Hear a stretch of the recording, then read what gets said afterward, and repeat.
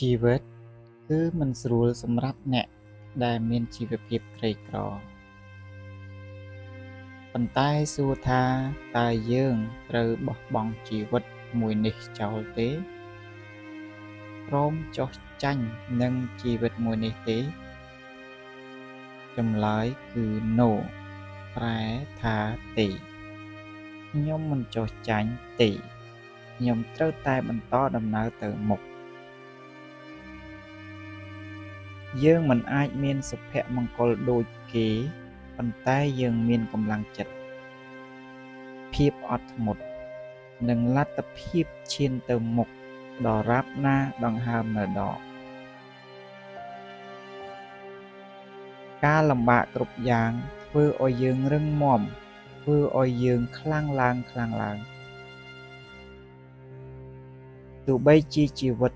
មិនយុត្តិធម៌យើងត្រូវបន្តឈានទៅមុខការខិតខំប្រឹងប្រែងអាចមិនធ្វើឲ្យយើងមានប្រាក់ច្រើនភ្លាមប៉ុន្តែវាអាចផ្លាស់ប្ដូរអនាគតយើងបាន